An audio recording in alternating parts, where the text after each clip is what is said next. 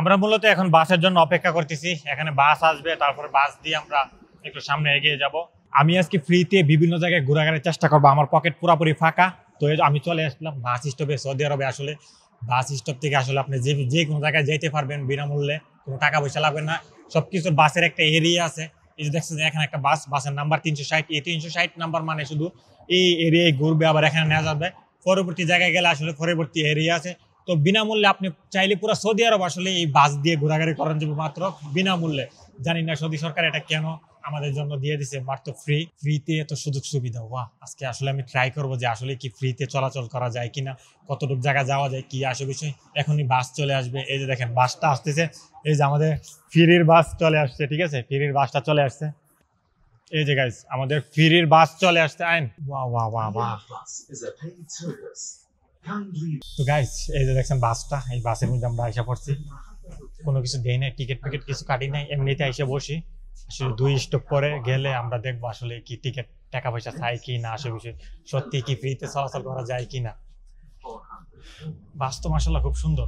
তো দেখা যাক আমরা নেক্সট স্টেপ না দেখি সামনে যে কোনো একটা পার্কটা পাইলে এইগুলাতে গিয়ে দেখবো আমরা আসলে ওই জায়গায় গিয়ে নামবো।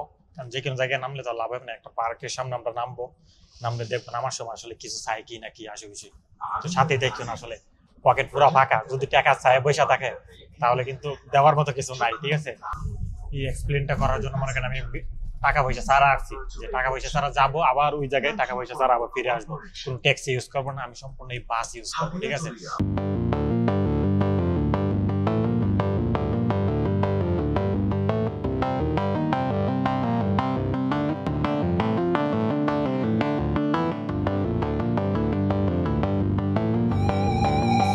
গাইস আমরা চলে আসলাম, এই যে নেমে ফেললাম। ঠিক আছে, বিনা পয়সায় আমরা এই যে বাস থেকে নেমে পড়লাম। ঠিক আছে, দেখেন উঠছি, কোনো কিছু লাগে নাই, নামছি, কোনো কিছু লাগে নাই, তার মানে বিনামূল্যে। তো এটা আসলে যেখানে যাবে না কেন আপনি গন্তব্য অনুযায়ী আসলে যে কোনো বাসে উঠবেন। বাস আবার ভুল বাসে উঠে গেলে আসলে আপনি আবার হয়তো আপনি ভুল জায়গায় যাইতে পারবেন। কিন্তু গাইস এটা তো খুব ভালো লাগলো আমার। তো আমি আসছি আসলে এখানে একটা পার্ক আছে, এই পার্কটা আসলে একটু ঘোরাঘুরি করবো, তারপরে আবার আরেকটা বাসে উঠবো। বাসে উঠে আসলে আমি আবার এই আমার যেখান থেকে আসছি ঠিক সেখানে যাবো। তো আমার এরিয়ার বাসের নাম্বার হচ্ছে 360। এই সকল বাস দিয়ে চলাচল করার আগে কিন্তু আপনাকে একটা জিনিস মাথায় রাখতে হবে, আপনি যে এরিয়া যাবেন এই এরিয়ার বাস আসলে কত নাম্বার এটা আপনাকে জানতে হবে, নাহলে ভুলভাল বাসে গেলে আপনি কিন্তু ভুলভাল জায়গায় চলে যাবেন। যেমন আমি এখন যে বাস দিয়ে আসছি বা যেই বাসে উঠুম, আমার এই এরিয়ার বাস হলো 360, মানে আমার রুমের পাশে দাঁড়ায় থাকে যে শিফাসানের বাস আছে 360, মানে আরো অন্য বাস আছে। তো আপনি যে এরিয়া যাবেন এখন এই এরিয়ার আসলে একটা বাস থাকে, এই এরিয়ার বাস শুধু এই এরিয়ায় থাকবে, মূলত 1-2 ঘন্টা ঘোরাঘুরি করবে, মানে মূলত এই এরিয়াটা। আপনি বাসে ওঠার আগে আসলে নাম্বারটা খেয়াল রাখবেন যে আপনার বাসের নাম্বারটা কতটুকু, নাহলে আপনি পরবর্তী যে এলাকায় যাবেন ওই জায়গায় হয়তো আপনি আবার ভুল বাস উঠে গেলে কিন্তু আপনি ভুল রাস্তায় চলে যাবেন। ঠিক আছে, আমার বাসের নাম্বারটা হচ্ছে 360, খেয়াল রাখতে হবে, কারণ না হলে পরবর্তীতে আমি আর আসতে পারবো না এখানে।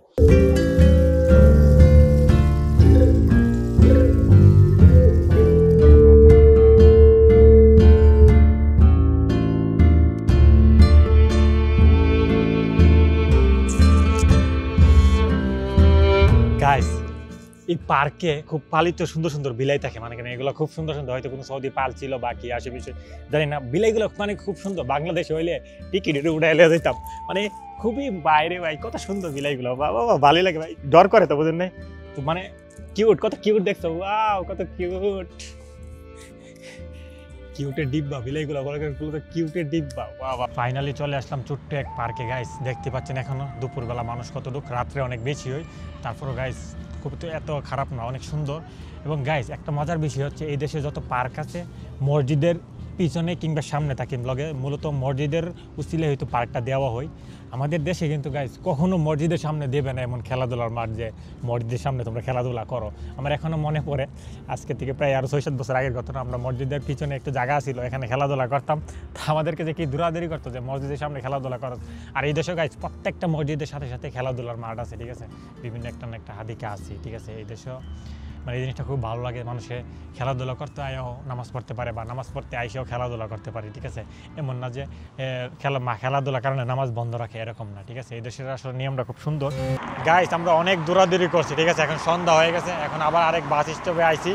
এখন আমরা যাওয়ার পথে আসলে দেখি আমরা বাস আসলে ফ্রিতে পাই কিনা, বাসটা হয়তো আসবে, এখন আমরা অপেক্ষা করতেছি। হয়তো 5-10 মিনিটের মধ্যে বাসটা আসবে, আসলে এটা মধ্যে উঠবো।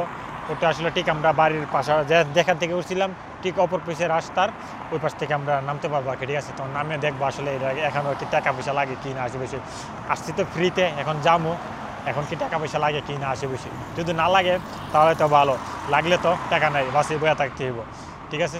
দেখি দেখি সাথেই তখন বাস হয়তো আসতে 10-15 মিনিট অপেক্ষা করার পর বাস চলে আসছে, তো বাসে উঠলাম আমরা। এই যে দেখেন বাস থেকে নাজারা দেখতে কেমন লাগে, বাহ বাহ।